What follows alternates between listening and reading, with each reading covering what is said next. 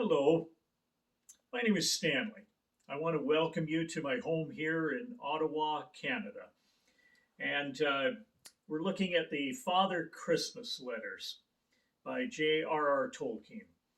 And J.R.R. Tolkien uh, had a unique gift and ability to create some wonderful things and had the gift of imagination and myth. And one of the things that would happen with his family every year, they looked forward to receiving a letter from Father Christmas. And the letters were generated by J.R.R. Tolkien himself. But in this letter for 1929, I chose that one. That was the same year my father was born. And he relays some of the events that took place at the North Pole to the Tolkien family. And his letters were always illustrated as well, and he'd illustrate certain things that he was talking about.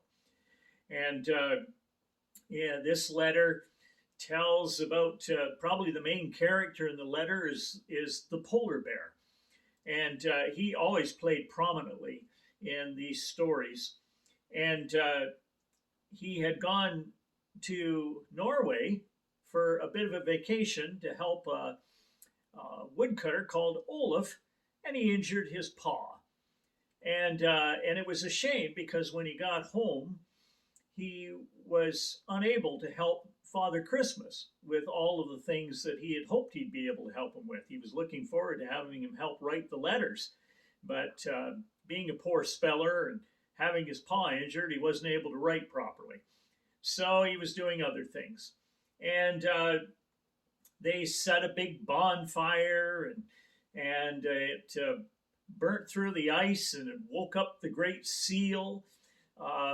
They had the elves set off all the fireworks and rockets, and hundreds of them, all at once that year. And as well, the polar bear set off all the sparklers.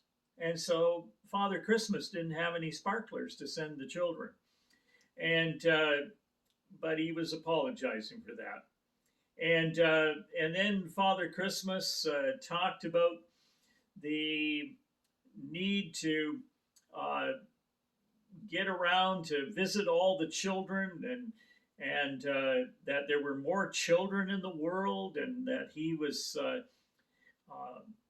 could, I think it was, fill stockings 1,000 a minute when he was at the height of his magic at Christmas time. Pretty remarkable stuff. And he talked about all of the travel, that he was glad that the clocks weren't all the same. So he was able to get it all done.